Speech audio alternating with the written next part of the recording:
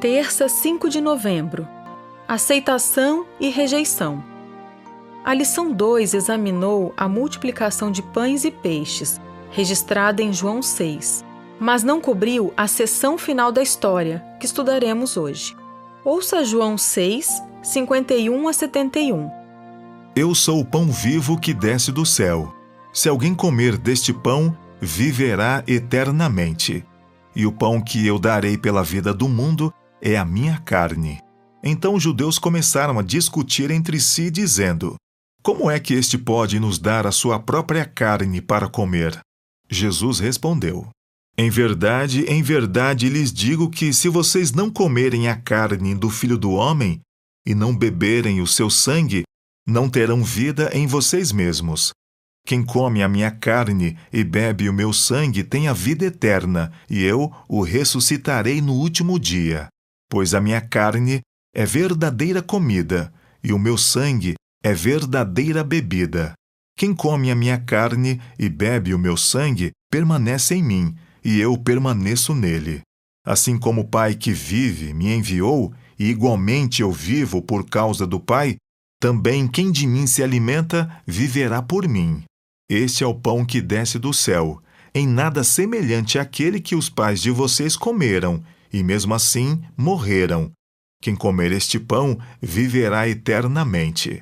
Jesus disse essas coisas quando ensinava na sinagoga de Cafarnaum.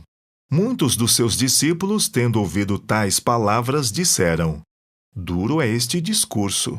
Quem pode suportá-lo?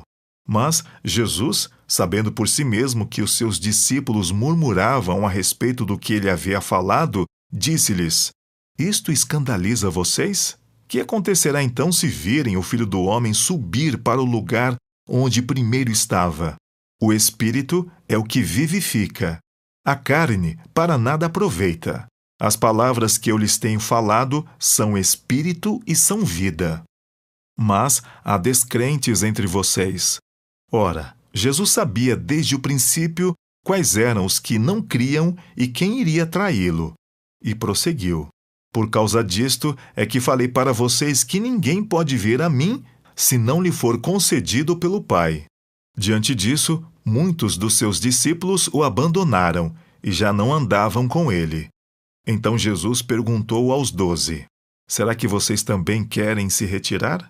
Simão Pedro respondeu: Senhor, para quem iremos? O Senhor tem as palavras da vida eterna, e nós temos crido e conhecido que o Senhor é o Santo de Deus. Então Jesus lhe disse: Não é fato que eu escolhi vocês, os 12? Mas um de vocês é um diabo. Ele se referia a Judas, filho de Simão Iscariotes, porque este, sendo um dos 12, era quem o haveria de trair. Pergunta 3. O que Jesus disse que as pessoas não aceitaram? Depois de ser alimentado miraculosamente por Jesus, o povo estava pronto para coroá-lo rei. Mas ao falar posteriormente na sinagoga de Cafarnaum, ele explicou o significado espiritual do milagre. Eu sou o pão da vida. Jesus explica que esse pão é a sua carne, que ele daria pela vida do mundo. Essa declaração abriu os olhos da multidão para o fato de que Jesus não seria seu rei terrestre. Ele não se encaixava nos padrões do pensamento terreno. Aquelas pessoas recusavam a conversão, que transformaria a forma como pensavam e as levaria a reconhecer e aceitar Jesus como Messias. Muitos de seus discípulos o abandonaram naquele momento. Do ponto de vista humano, isso deve ter sido difícil para Jesus. Ser aprovado pela multidão é bastante agradável. Quem não quer ser amado? Mas, naturalmente, ver muitos se afastarem, questionando o que dizemos, é desanimador. Ao ver a multidão ir embora, Jesus perguntou ao seu círculo de amigos, os 12, se eles queriam se retirar. Nesse momento, Pedro faz uma confissão impressionante, testemunhando acerca do que Jesus tem e do que ele é. O Senhor tem as palavras da vida eterna, e nós temos crido e conhecido que o Senhor é o Santo de Deus. Os discípulos estavam com Jesus havia alguns anos, viajavam com ele, viam seus milagres e ouviam seus sermões. Sabiam por experiência própria que não existia ninguém comparável a ele. Tinham a convicção de que, por mais incomuns que fossem algumas situações, aquele homem era o Messias, independentemente do quanto ainda não entendessem o propósito de sua vinda. Somente depois de sua morte e ressurreição, eles começaram a entender por que Jesus veio ao mundo. Essa história reafirma o fato de que a maioria geralmente está errada.